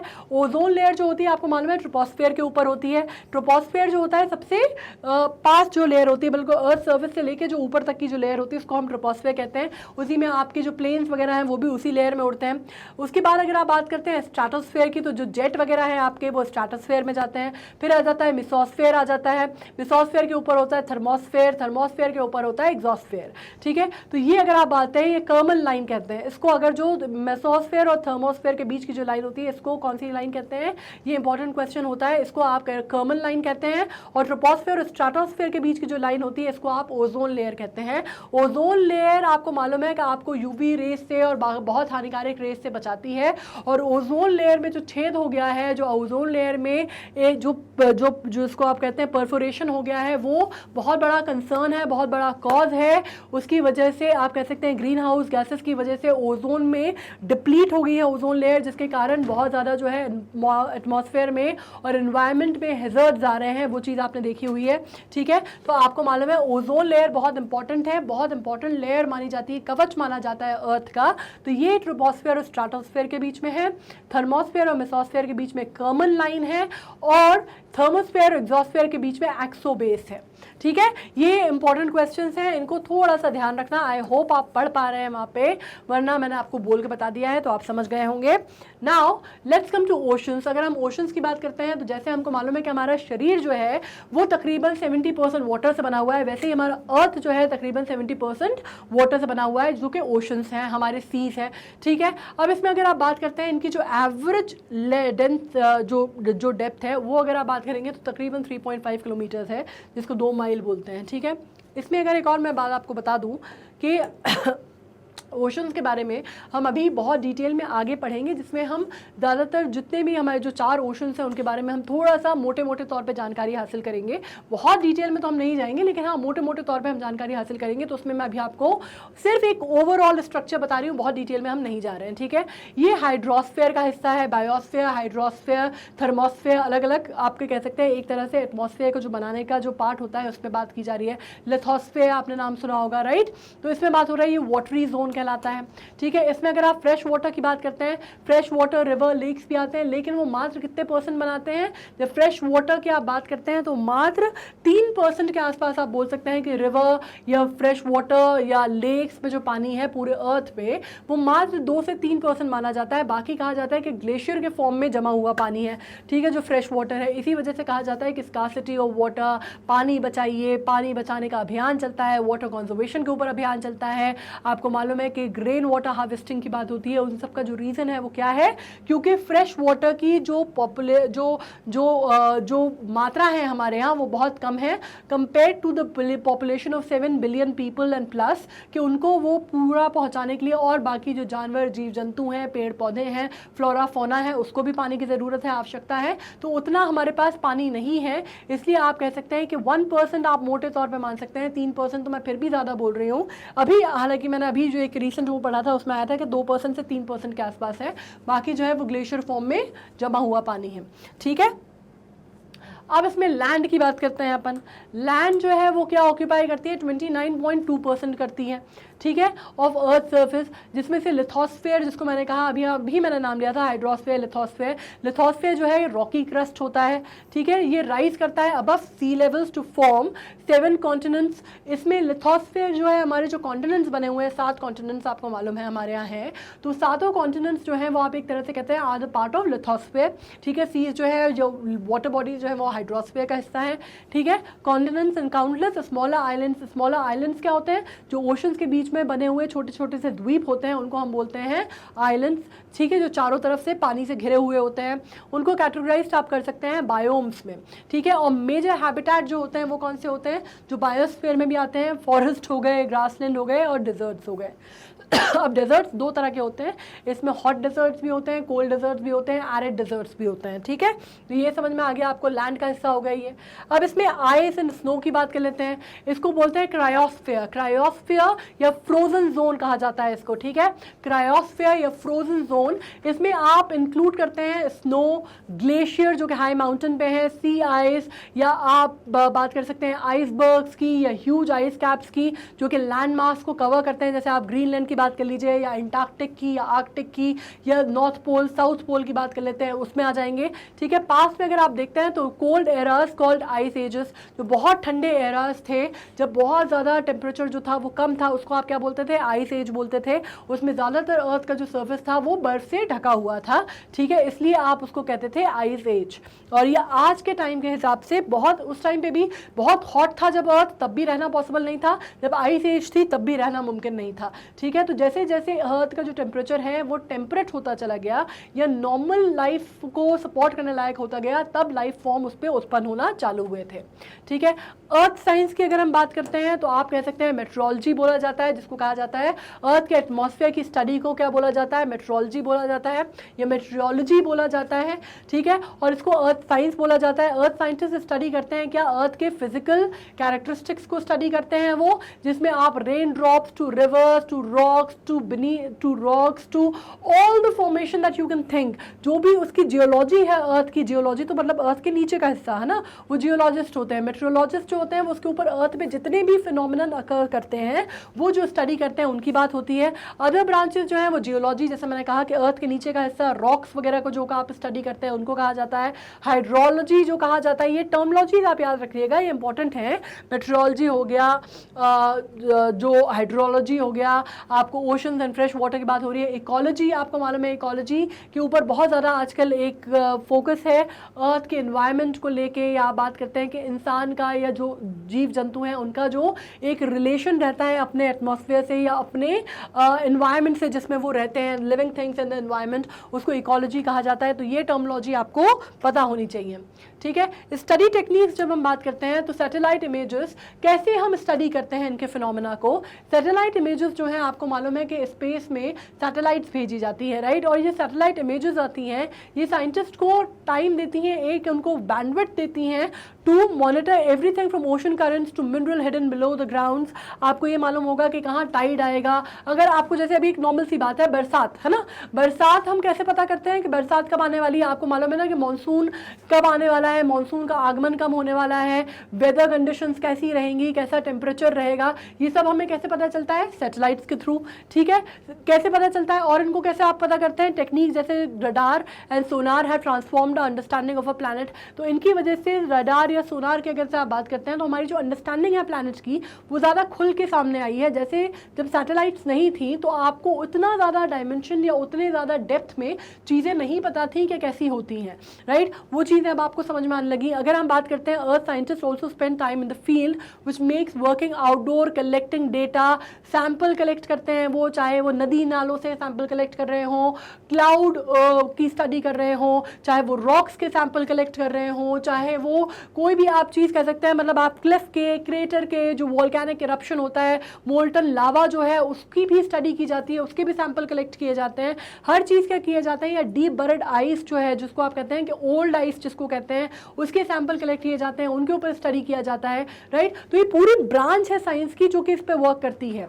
तो आपको समझना होगा फॉसिल जो स्टडी करते हैं वो भी होते हैं, जो अलग अलग जो पहले के ज़माने में जो जानवर थे उनकी बात अगर मैं करूँ तो वो भी होता है। तो ये पूरी कंप्लीट ब्रांच ऑफ साइंस है जिसको आपको समझना होगा। इसमें से अगर मैं बात करती हूँ बायोस्फीयर की, तो बायोस्फीयर अब क्या है, हम अभी टर्मोलॉजी समझ रहे हैं, राइट, हम एक मोटी मोटी टर्मोलॉजी जो अर्थ से रिलेटेड है हम वो चीज़ समझने की कोशिश कर रहे हैं। बायोस्फीयर आपको मालूम है पार्ट ऑफ अर्थ है जो कि is very important for the living life और लिविंग बींग्स टू थ्राइव। और ये बात सिर्फ हमारी नहीं हो रही, ये पेड़ पौधे, जीव जंतु, जानवरों की सबकी हो रही है कि उनको थ्राइव करने के लिए एक एटमॉस्फेयर की, एक एनवायरनमेंट की ज़रूरत है। उसको हम मोटे तौर पे बोलते हैं बायोस्फीयर। ठीक है, ये जोन जो है आप मान सकते हैं ओशन फ्लोर से कहाँ तक कर सकता है, ट्रोपोस्फीयर जो कि अभी मैंने आपको बताया, लोअर एटमॉस्फेयर जिसको हम कहते हैं। टाइनी ऑर्गेनिजम्स जो हैं can survive deep in the earth crust, बहुत कम है पर ये, ठीक है, बहुत कम ऐसे जानवर जीव जंतु होते हैं जो कि अर्थ क्रस्ट पे या बोलते हैं अंडरग्राउंड ज़मीन के नीचे रहते हैं, राइट। तो ये बहुत कम होते हैं, कुछ उसमें से भी ऑर्गेनिजम्स होते हैं, बस ज़्यादातर लाइफ फॉर्म जो है आप कह सकते हैं कुछ 100 मीटर्स के जो डिस्टेंस है उसी में पॉसिबल होती है, उसी में पॉसिबल है उनका रह पाना। बहुत उससे ट्रोपोस्फीयर के अगर ऊपर चले जाएँ तो वहाँ पर भी लाइफ फॉर्म का होना पॉसिबल नहीं होता। ठीक है, बहुत कम है ऐसे जो कि ऊपर भी उस एटमॉस्फेयर को भी, उस स्ट्रेटोस्फेयर और ट्रोपोस्फेयर के बीच के भी एटमॉस्फेयर को झेल सकते हैं, ऐसे नहीं होते। तो आप मान सकते हैं तकरीबन 3300 फीट अबव तक सी लेवल तक मैक्सिमम लाइफ सर्वाइव कर सकती है। ठीक है, इसके अलावा अगर आप बात करते हैं तो बायोस्फीयर आपको मालूम है, ये बायोस्फीयर का मैं पूरा सर्कल है। हाइड्रोस्फीयर हम बात कर चुके हैं पानी की, जियोस्फीयर आपको मालूम है जो हम बात कर रहे हैं जो जियोलॉजिकल चीज़ें हैं, जैसे आप रॉक वॉक सरफेस जो है उसकी बात हो रही है। एटमॉस्फेयर ये पूरा का पूरा मिलके जो है आपका एटमॉस्फेयर बनाएगा। ठीक है, अब लाइफ जोन की बात हो रही है। लाइफ जोन जैसे मैंने आपको कहा, ओजोन की बात की हमने। ओजोन क्या है? इज अ गैस जो कि spread thinly through the atmosphere. आपको मालूम है कि उसका ओजोन लेयरिंग है, जैसे मैंने कहा सुरक्षा कवच है एक तरह से। वो हमें हार्मफुल किससे बचाती है? अल्ट्रा वायलेट रे से बचाती है। और विजिबल लाइट जो है वो अलाउ करती है, we can see, to pass through the atmosphere. It filters harmful ultraviolet rays, ठीक है, फ्रॉम द सन। जो कि अगर आपको अल्ट्रा वायलेट रेज अगर हम नहीं बचाएंगे या ओजोन में डिप्लीट हो जाएगी ओजोन, और वो अल्ट्रा वायलेट रेज सीधे हम तक पहुंचेंगी, तो उससे दुनिया भर की बीमारियां, दुनिया भर की चीज़ें, स्किन की बीमारियां, मेजर चीज़ें, मेजर हैजर्ड्स हो सकते हैं, ठीक है। और इसको आप कह सकते हैं विजिबल लाइट जो कि हम देखते हैं, उस लाइट को अलाउ करता है to pass through. Other gases atmosphere में trap the sun's heat when it is reflected from the earth surface, providing additional warmth for living things. और बाकी गैसेज का क्या काम होता है? जो अर्थ का जो सर्फेस है उस पर जो हीट है, अगर आप बात करते हैं, तो सन की हीट को ट्रैप करने का काम करता है, जो कि रिफ्लेक्ट बैक करती है अर्थ के सर्फेस पे टकरा के। जैसे अगर आप इसको अर्थ मान रहे हैं और इसको सन मान रहे हैं, तो इसकी हीट जो रिफ्लेक्ट बैक होती है उसको ट्रैप करने का काम करती हैं बाकी गैसेस, ताकि जो एटमॉस्फेयर है, जो आप बोलते हैं कि टेम्परेचर है, वो मेंटेन किया जा सके अर्थ पे और लाइफ फॉर्म उस पर सपोर्ट की जा सके। इसलिए ये जो गैसेस हैं इनका कवर होना बहुत इंपॉर्टेंट है और इनका सबका अपना अपना एक रोल है, ठीक है। एक्सेस सब किसको बोलते हैं? एक्सेस आपको मालूम है, जब मैं बोलती हूँ कि अर्थ जो है अपने एक्सेस पे रिवॉल्व करता है या रोटेट करता है, ठीक है। A ground beneath the feet may seems still but the fact is earth is spinning like a top at its orbit and sun. ये तो आपको मालूम है ना कि अर्थ, हमें लगता है कि हम अर्थ पे चल रहे हैं, सब कुछ है। ये क्यों हो पाता है? ग्रेविटेशनल फोर्स की वजह से। We live on earth, we don't live in earth, है ना। हम अर्थ के ऊपर रहते हैं, तो क्यों ऐसा है कि हम फिसल के गिरते नहीं हैं?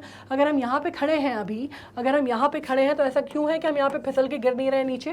क्योंकि इसका ग्रेविटेशनल फोर्स है अर्थ का, ठीक है। इसके अलावा जब हम बात करते हैं तो आपको मालूम है कि अर्थ जो है स्फेरिकल है और टिल्टेड है, तो अपने एक्सिस पे ये रोटेट करता है, ठीक है। ये रोटेट करता है अपने एक्सिस पे, 24 घंटे रोटेट करता है और ये स्पिन कर रहा है लाइक अ टॉप। जैसे आपने वो लट्टू खेलते होंगे ना बचपन में, तो लट्टू जैसे घूमता है अपनी धुरी पे, वैसे ही अर्थ भी अपने एक्सिस पे रोटेट करता है, ठीक है। आपको ये मान सकते हैं कि 24 घंटे का समय लगता है अर्थ को अपने एक्सिस पे पूरा रोटेट करने में, और वही आपका दिन रात का जो फेर है वो बनाता है, ठीक है। इमेजिनरी लाइन जो है नॉर्थ पोल से साउथ पोल में through the centre of the earth axis is not a straight right angle to the path. अब जैसे मैंने कहा कि ये टिल्टेड है थोड़ा सा, ये बिल्कुल आप कह सकते हैं कि अगर पाथ की अगर आप बात करते हैं तो बिल्कुल 90 डिग्री एंगल पे नहीं है, थोड़ा सा झुका हुआ है, ठीक है।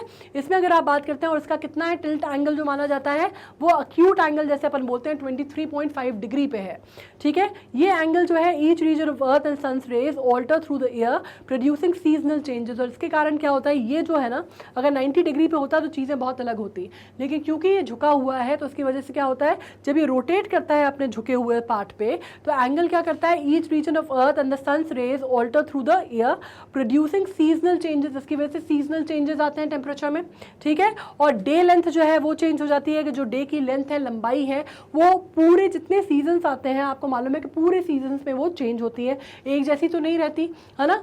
कभी दिन जो है वो छोटे होते हैं, कभी दिन जो है वो लंबे होते हैं। तो ये क्यों होता है?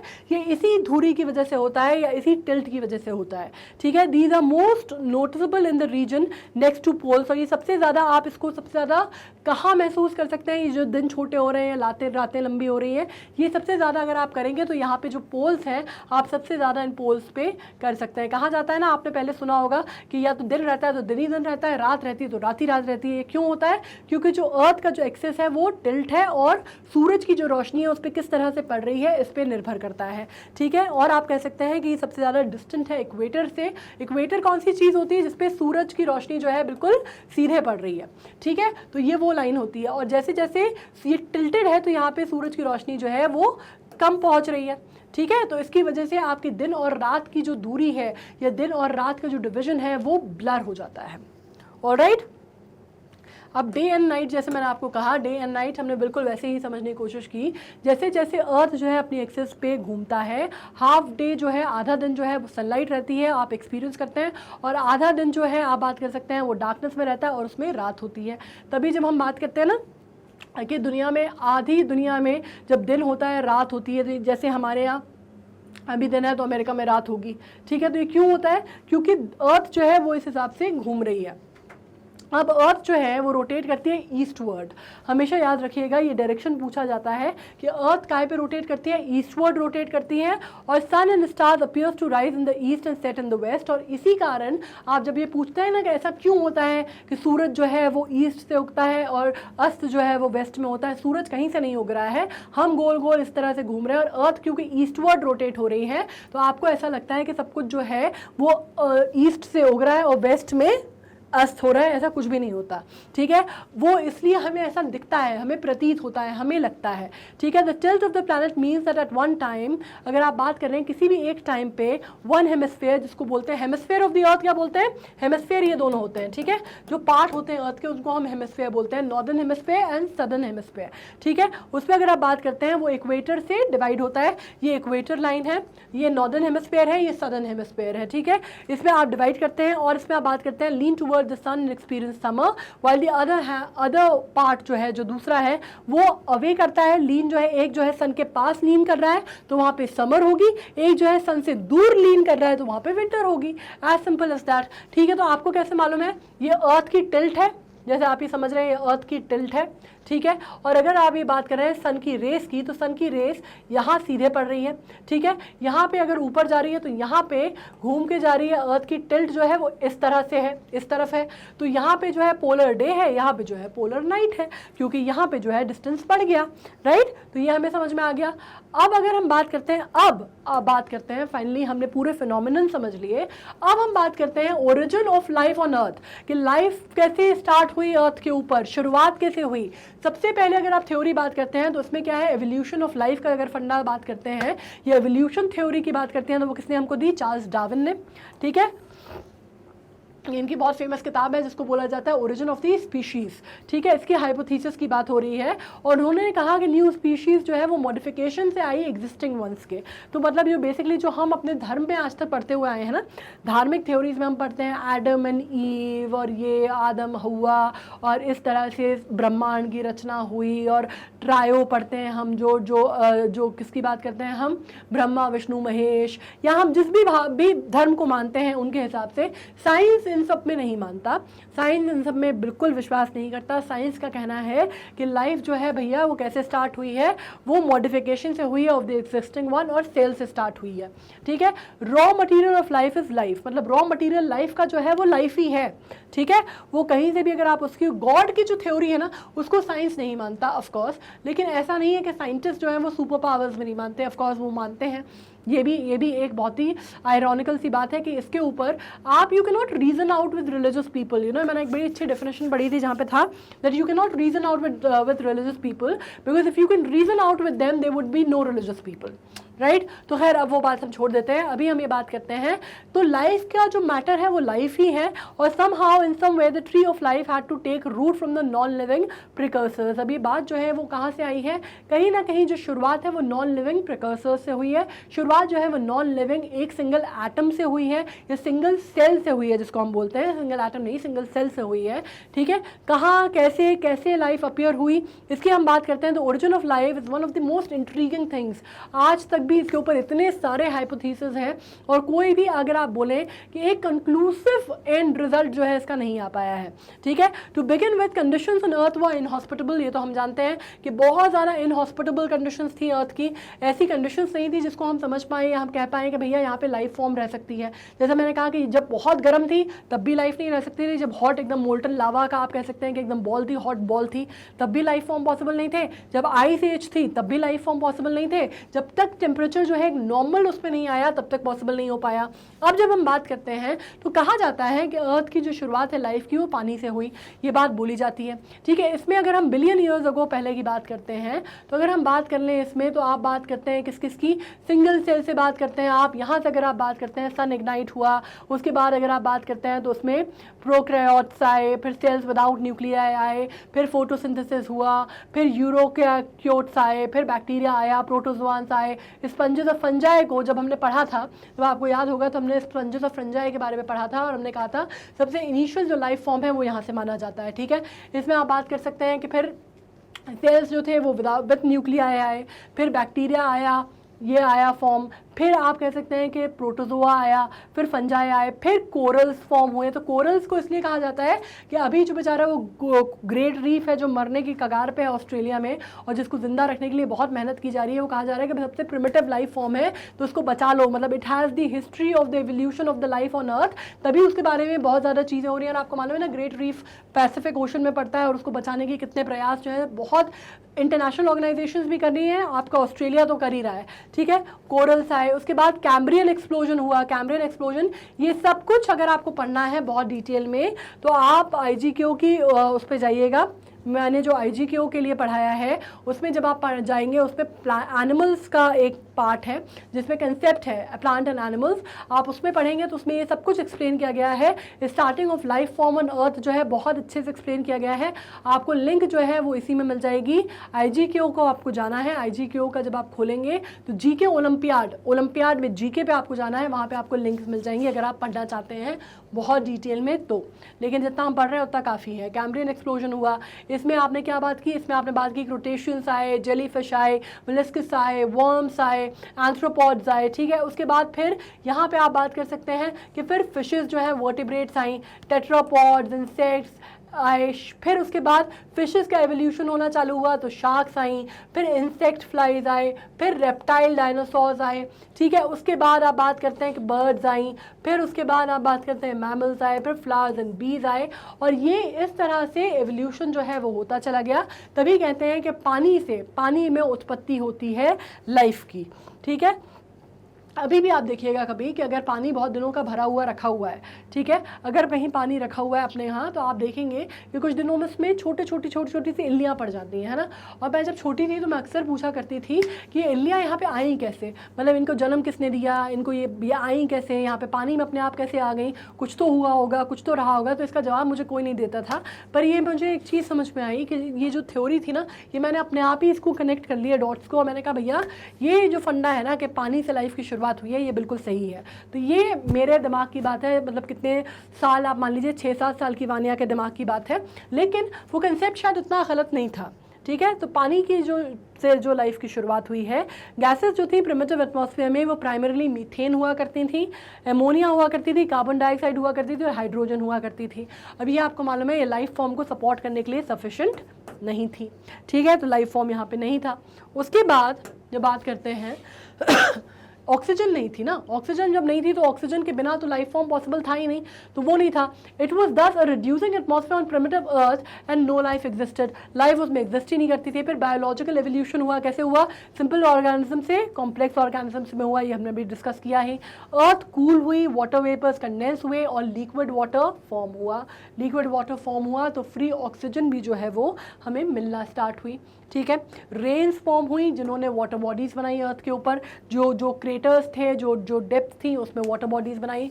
मॉलिक्यूल्स जो थे लाइफ के वो फॉर्म हुए कहाँ पे, पानी में, जैसे हमने डिस्कशन किया। उन मॉलिक्यूल से लाइफ इवॉल्व हुई, बैक्टीरिया, फिर अर्लीस्ट सिंपलेस्ट ऑर्गेनिजम्स जो है वो फॉर्म हुए। ओल्डेस्ट फॉसिल्स जो है बैक्टीरिया का अगर आप बात करते हैं, first living organisms on earth have been found in rocks that are 3 to 5 billion years ago. Bacteria का फॉसिल सबसे पुराना फॉसिल माना जाता है, और ये पता किया जब साइंटिस्ट ने उस पर स्टडी की तो पता चला कि कम से कम 5 बिलियन ईयर्स पुराना है वो। For almost 2 billion years different kind of bacteria lived on earth, और कहा जाता है कि सिर्फ 2 बिलियन ईयर्स तक तो सिर्फ बैक्टीरिया का ही घर हुआ करता था अर्थ पे, ठीक है। अब अगर हम बात करते हैं तो उसमें आप बात कर लेते हैं सबसे पहले, अब ये ऑक्सीजन की अगर बात आती है तो सबसे पहले कौन सा प्रोसेस दिमाग में आता है, वो आता है प्रोसेस ऑफ कहाँ से शुरुआत हुई। ऑक्सीजन जो है वो अपने आप तो नहीं बनी, ठीक है। पेड़ पौधे जब आते हैं, पेड़ पौधों की बात होती है तो पेड़ पौधों से बहुत इंपॉर्टेंट है, सीधे सीधे जो हम कहते हैं पेड़ लगाइए, पेड़ उगाइए, वृक्षारोपण कीजिए। क्यों होता है ये सब, ये इसलिए कहा जाता है क्योंकि वो हमें ऑक्सीजन देते हैं और हम उन्हें बदले में कार्बन डाइऑक्साइड देते हैं, ठीक है। पर हम मतलब लिविंग ऑर्गेनिजम्स जो भी हैं उनकी बात अगर हम करते हैं तो ये इवॉल्व हुआ ग्रीन पिगमेंट कॉल्ड क्लोरोफिल से। क्लोरोफिल अगर आप बात करते हैं तो क्लोरोफिल क्या होता है, ये प्रोसेस हो रहा है फोटोसिंथेसिस का। प्रोसेस ऑफ फोटोसिंथेसिस में बेसिकली क्या होता है, प्रोसेस होता है जहां पे प्लांट यूज करते हैं organisms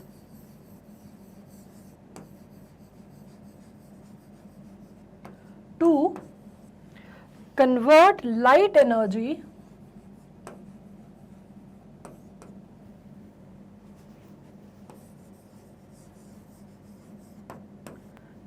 into chemical energy. light energy into chemical energy,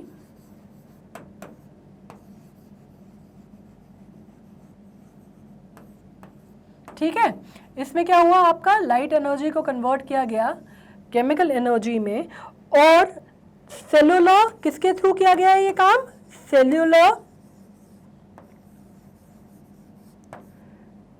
respiration जो हुआ वो क्या, उसने बाद में क्या किया, सेलुलर रेस्पिरेशन ने उसने रिलीज किया, कैन बी लेटर रिलीज्ड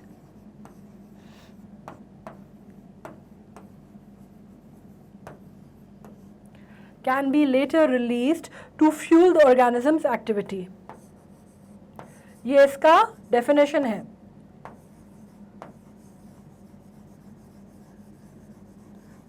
कौन से ऑर्गेनिजम्स की बात हो रही है, लिविंग ऑर्गेनिजम्स की, ठीक है, ये इसकी डेफिनेशन है। ये बात हो रही है फोटोसिंथेसिस की, कि फोटोसिंथेसिस में होता क्या है। फोटोसिंथेसिस आपको मालूम है कि प्लांट्स का तरीका होता है अपने लिए खाना बनाने का, वो ऑटोट्रोफ्स होते हैं, ठीक है। जब आपने फूड साइकिल पढ़ी थी, आपने फूड चेन पढ़ी थी, तब आपको याद होगा मैंने आपको बताया था प्रोड्यूसर्स के बारे में, या एनर्जी सोर्स के बाद हमने प्रोड्यूसर की बात की थी। प्रोड्यूसर या ऑटोट्रोफ्स कौन से होते हैं, प्लांट होते हैं, ठीक है। वो कौन सा करते हैं, प्रोसेस ऑफ फोटोसिंथेसिस के थ्रू वो खाना बनाते हैं। कैसे लेते हैं, उसमें वो एनर्जी ट्रैप करते हैं सन की, ठीक है, और वो ऑक्सीजन को, उसके अलावा वो कार्बन डाइऑक्साइड वगैरह यूज करते हैं, सनलाइट यूज करते हैं। और उसमें होता क्या है, इसमें ऑर्गेनिज्म जो है वो कन्वर्ट करते हैं light energy into chemical energy, वो एक केमिकल एनर्जी में उसको कन्वर्ट करते हैं। और क्लोरोफिल जो है containing bacteria use carbon dioxide और वाटर को इस्तेमाल करता है वो, और रिलीज करता है oxygen through photosynthesis and start accumulating in the atmosphere. और धीरे धीरे क्या होता है कि जब वो रिलीज करता है ऑक्सीजन, जब वो अपना खाना बनाने का प्रोसेस करता है, जिसमें वो कार्बन डाइऑक्साइड लेता है, पानी लेता है, सनलाइट लेता है, उसके बाद वो ऑक्सीजन रिलीज करता है फोटोसिंथेसिस के प्रोसेस के बाद, तो उसकी वजह से वो जो ऑक्सीजन है वो धीरे धीरे धीरे धीरे एटमॉस्फेयर में अक्यूमुलेट होती है। और कंटिन्यूड फोटोसिंथेसिस का जब प्रोसेस चलता है इन बैक्टीरियाज के द्वारा, प्रोग्रेसिवली जब ये चलता जाता है तो अक्यूमुलेट होती है ऑक्सीजन एटमॉस्फेयर में, और ज़्यादा मात्रा में अक्यूमुलेट होती है, ठीक है। और thus atmosphere gradually transform from reducing to oxidising, ठीक है। इसका मतलब ये आ गया आपको समझ में कि प्रोसेस ऑफ फोटोसिंथेसिस कितना प्राइमेबल अगर आप बात करते हैं प्रिमेबल रोल प्ले करता है जब हम बात करते हैं एटमॉस्फेयर में ऑक्सीजन की, ठीक है। ये आपने समझ लिया, ये इसकी डेफिनेशन है कि ऑर्गेनिजम्स टू कन्वर्ट, ये ऑर्गेनिजम्स कौन है, बैक्टीरिया है, to convert light energy into chemical energy. और सेल्यूलर रेस्पिरेशन जो है उसको लेटर रिलीज किया जाता है ऑर्गेनिजम्स, मतलब कौन से, लिविंग ऑर्गेनिजम्स की एक्टिविटीज के लिए, ठीक है। ये कंसेप्ट क्लियर हो गया। अब आप बात करते हैं एक पॉइंट पे, जब ऑक्सीजन की बात करते हैं एटमॉस्फेयर में, तो फाइनली जब ये अक्यूमुलेशन का और ये प्रोसेस जो है रिपीटेडली चलता जाता है साइकिल में, तो अक्यूमुलेट होकर ऑक्सीजन जो है वो 21% पे आ गई। जब ये 21% पे आ गई तो ये जो चेंज था इसने सर्व किया या इसने ट्रिगर किया क्या, इसने ट्रिगर किया बायोलॉजिकल एवोल्यूशन को, ठीक है। और बायोलॉजिकल एवोल्यूशन को उसने ट्रिगर किया and begin the progress and this led to the invasion of land by living organisms. और यहाँ से लिविंग ऑर्गेनिजम्स का, या आप कह सकते हैं लाइफ फॉर्म्स का, या कॉम्प्लेक्स लाइफ फॉर्म्स का होना पॉसिबल हो पाया अर्थ के सरफेस पे, ठीक है। और आप बात करते हैं प्रोटिस्ट इवॉल्व्ड फ्रॉम बैक्टीरिया। ये समझ में आ गया कंसेप्ट कि मतलब शुरुआत जो है वो बैक्टीरिया से हुई थी और दो बिलियन साल तक सिर्फ बैक्टीरिया ने राज किया। उसके बाद पेड़ पौधों की जब बात आई तो वहाँ से फोटोसिंथेसिस हुआ। फोटोसिंथेसिस होने के बाद कॉम्प्लेक्स लाइफ फॉर्म्स जो है वो पॉसिबल हो पाए। बाकी लाइफ फॉर्म्स जो थे वो पानी में स्टार्ट हुए थे सबसे पहले स्पंजस के फॉर्म में, या पॉरीफेरा, या जब हम फाइलम की बात करते हैं पॉरीफेरा या स्पंजस की, तो वहाँ से लाइफ फॉर्म्स जो थे वो स्टार्ट हुए थे। अब जब हम बात करते हैं तो ये यूनिसेलुलर होते हैं, ठीक है। जब आप बात करते हैं मोनेरा, प्रोटिस्टा, बैक्टीरिया, फंजाई, इनकी जब हम बात करते हैं ये यूनिसेलुलर होते हैं। और मल्टीसेलुलर ऑर्गेनिजम्स जो है वो, जैसे हम अपनी बात करें तो हम मल्टीसेलुलर हैं, ठीक है। या हम और कॉम्प्लेक्स लाइफ फॉर्म्स की बात करते हैं, सबसे कॉम्प्लेक्स तो हम ही है लाइफ फॉर्म, तो हम मल्टीसेलुलर हैं। हम जानवरों की बात करते हैं वो भी मल्टीसेलुलर है। तो बैक्टीरिया या प्रोटिस्ट की बात करते हैं तो ये यूनिसेलुलर है। उसके बाद मल्टीसेलुलर ऑर्गेनिजम्स आए जिसमें फंजाई जो था वो that was followed by plants and animals. ये अगर आप, जब मैंने आपसे कहा ना, एक बार आप ओलंपियाड में जाइए और प्लांट एंड एनिमल एनिमल्स आप उसमें पढ़िए तो आपको ये पूरा कंसेप्ट जो है वो क्लियर हो जाएगा, क्योंकि उसमें हमने बहुत डिटेल में ओरिजिन ऑफ लाइफ फॉर्म्स की बात की है, हमने अलग अलग फाइलास डिस्कस किए हैं कि लाइफ फॉर्म्स स्टार्ट कहाँ से हुए। तो अगर आप उसमें जाना चाहते हैं, बहुत सारे क्वेश्चंस उसमें से भी बन सकते हैं, आ सकते हैं, तो मैं आपको पर्सनली सजेस्ट करूंगी कि ओलंपियाड का जो जीके का पार्ट है आप ज़रूर देखिए, जनरल टेस्ट आपका बहुत अच्छा प्रिपेयर हो जाएगा उससे। ठीक है, अगर हम बात करते हैं, जैसे आपको मालूम है ये बेसिकली आपके 4 उसकी बात हो रही है, ये 5 जो ग्रुप हैं जो कि डिवाइड है, अगर आप उनकी बात कर रहे हैं, विटकर के आप कह सकते हैं कि ग्रुपिज्म जो है उसकी बात हो रही है, क्लासिफिकेशंस की, जिसमें आप बात करते हैं मोनेरा की, प्रोटेस्टा की, फंजाई की, एनिमिलिया की और किंगडम प्लांटे की। ठीक है, इसमें बात कर सकते हैं डाइवर्सिटी ऑफ लिविंग ऑर्गेनिज्म जो है कंप्लाई किया जाता है 5 किंगडम्स में। ठीक है, उसमें Monera, Protista, fungi, Plantae and Animalia है। एनिमिलिया सबसे एडवांस है, जिसमें हम भी आते हैं, किंगडम एनिमिलिया कहते हैं उसको। ठीक है, इसके साथ हम आ गए हैं एंड पे, origin of the universe and origin of earth के साथ। आई होप ये कंसेप्ट आपको बहुत क्लियर हुए होंगे। हमने बहुत डिटेल में डिस्कशन नहीं किया, लेकिन जितना डिस्कशन हमारे लिए इंपॉर्टेंट था हमने वो सारा पार्ट कवर किया है।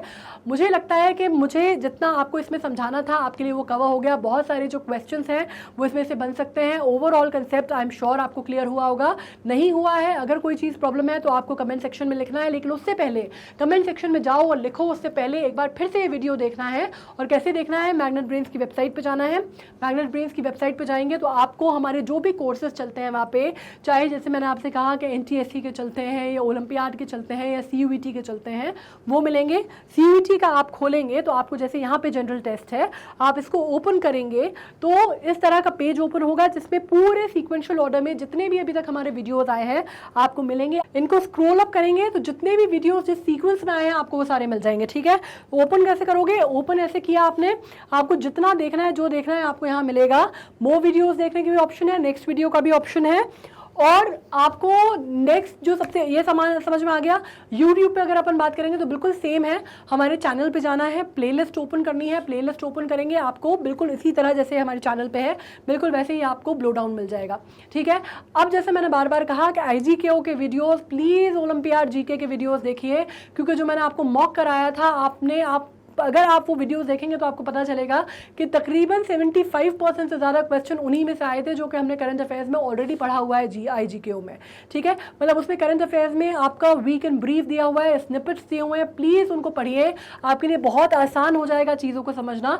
इवन अगर आप प्लांटे या एनिमिलिया भी पढ़ना चाहते हैं, जो आज ओरिजिन ऑफ लाइफ की बात कर रहे हैं, वो भी आपको वहाँ पर मिलेगा, तो वो भी आपके लिए बहुत आसान हो जाएगा समझना। अगर आप करना चाहते हैं तो प्लीज़ मैं डिस्क्रिप्शन बॉक्स में दे रही हूँ लिंक्स, प्लीज़ उनको जाके एक बार फॉलो कीजिए and try to keep updated with them.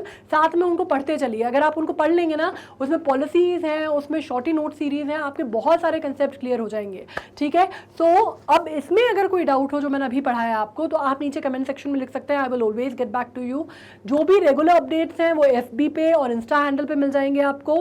CUET का एग्जामिनेशन आने वाला है, हमने मॉक टेस्ट जो है वो जारी कर दिया है, वो आपको लिंक में मिलेगा। राइट, आप बहुत अच्छे से पढ़ाई कीजिए, बहुत जल्दी pull up your socks and be at it, क्योंकि हमारे पास बिल्कुल वक्त नहीं है, बट घबराने की बात भी नहीं है, हम उसको साथ में कर लेंगे। अभी हम जिस स्पीड पे चल रहे हैं, जब हमारे मॉक्स होंगे तो हम उसको पूरा कंप्लीट कर लेंगे, तो घबराने की बात नहीं है। It is just that you have to be very regular with the studies. ठीक है, तो थोड़ा सीरियसली पढ़ाई करो एंड वील गेट थ्रू।